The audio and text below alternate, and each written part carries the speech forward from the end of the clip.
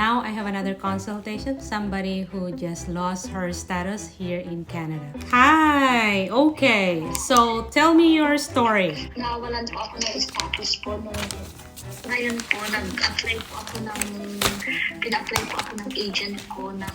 Agent, okay, hold on. Let me interrupt you with that. Agent, that means immigration consultant or... Hindi po siya agency lang po, parang hindi po siya consultant. So another ghost consultant, huh? Ghost consultants are everywhere. So tell me the story right now. When did you come here in Canada?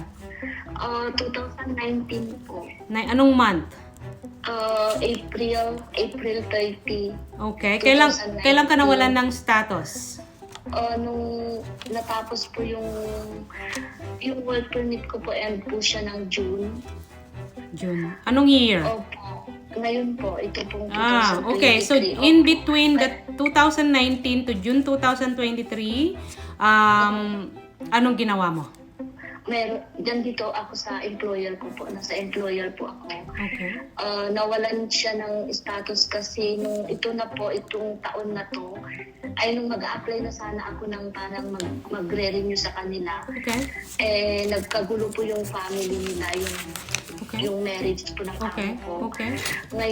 Ngayon po, di ba ang amo ko po yung babae, ang main na employer ko po sa kontrata ko. Ngayon, hindi na niya, parang ayaw na niya ako i-renew. Okay. So ngayon, kinuha ako ng asawa niya na lalaki. Okay. Na siya daw yung ililipat niya yung pangalan niya sa pangalan ko sa lalaki. Okay. Ngayon po, I think, ganun. Okay. So kulang siya. So nakiusap sila na kung pwede, kukunin yung amo kong babae para maging second employer. Okay. Ngayon, kinausap ko yung amo kong babae para doon, kaso ayaw niya. And then, sinabi ko, so nakiusap na ako kasi medyo end na po siya. Kumbaga, pawala na yung status ko that time. Mga July po na nakikiusap ako sa amo kong lalaki, ay babae. Kaso, sabi niya, so pinaliwanag niya, doon ko lang po nalaman na nagpasa na pala siya ng parang divorce, na maghiwalay na po sila. Yes. So sabi niya, hindi ko pwedeng ano tawag dito, isugal yung kung anong meron ako kasi daw nakapasa na siya ng parang divorce. So hindi na niya, pero wag nang isali yung amo kong lalaki. So nung magpapasa na po kami, tinanong yung babayaran, mahal. So parang ayaw ng amo kong babae. So punta tayo sa agent ko dati, sabi niya gano'n, yung amo kong babae, kasi mura, sabi niya. So punta na po kami. Magkano yung sinisingil ng first agent? Yung 3,000 po. Oh my gosh. Okay, 3,000 agent pero hindi siya consultant. That's the sad part. And then the second agent, another not consultant ulit. Hindi siya licensed ulit. Hindi siya consultant. Wow. Okay, ghost consultants are everywhere in your life right now. Okay, go ahead. Yes. Tapos po, nung mag-process na po sana kami, by August na po yun, July, August, lumipat kami. Kwinenta niya po yung parang processing time, yung agent. Sabi niya, hindi na sapat yung para pag-process, yung langya. So, kwinenta niya yun, hindi sapat na. Kumbaga, kulang na yung, kasi hanggang September 10 lang sana ako. Diba? Kasi po June po yun. So hanggang 3 months lang po yung paligid para makarestore ako ng status ko.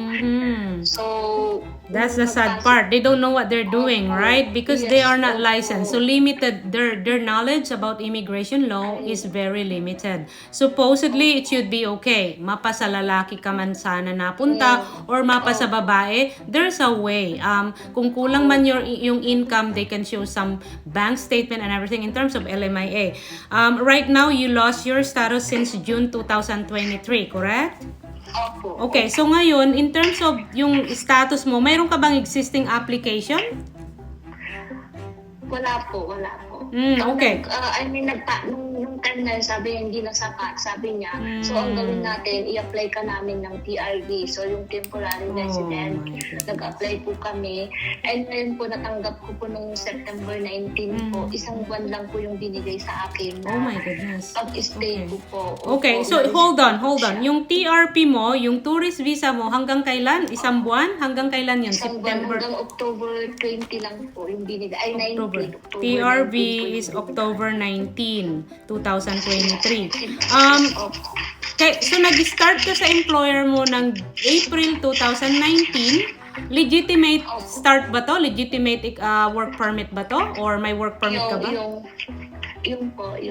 Nung nag-start po ako sa Yes, ano ko po. yes, yes. Yung may papel ka. Opo, may papel. Okay, so may papel ka sa employer mo 2019, April, Opo. tapos hanggang June 2023 may papel ka sa kanila Opo. as work permit. Work permit. As a nanny? Or Nani po. Nanny, okay. Nani, may bata po. Okay. Bata. Okay, so right now hindi ka ba nag-apply ng permanent residence? Hindi po ako illegal, hindi po ako qualified po sa permanent resident kasi Why? third year college lang po ako. Who said that again? Na hindi ka qualified? Wala naman po, pero yun po, parang yun po, hindi ko po kasi You are qualified, okay? Kasi ang at least third year college is based on first year college yan. You are qualified. Ang daming mga Third year college po sa Pinas po. third year college ka, di ba? Sa Pinas. Opo, Okay, then you nursing. should be qualified. Ang assessment niyan sa WES or sa CELPIP is WES at saka WES at saka CELPIP is no. It should be first year college sa WES. So unfortunately hindi ka it's sinong nag-recommend sa akin sa'yo ngayon? Wala po. Actually po, kasi po, yung agent ko po na yun, ngayon, tinatawagan ko po, kahit po nung nag-apply ako ng TRV, tinatawagan, ang hirap niyang kontakin, that's why po medyo delay po yung paper ko. Kasi ang hirap po niya. Mahirap 5 silang days, kontakin. 10 days. Opo. 10 So how days did you po hear na about me? response. How did you hear about me? Kasi yung agent ko po, nagsabi po siya na ngayon i-apply kita ng humanitarian. Oh my ganon, sabi goodness. niya. Oh my gosh. Oh my Opo. gosh. And then No. po, parang sinerge ko po yung humanitarian kung ano yun. Doon ko po kayo nakita po sa okay. YouTube po. Sa Opo. YouTube, Kaya, okay. kumbaga wala po akong malapitan na iba. Wala ka bang Nakakilala kamag-anak o- dito? Wala po.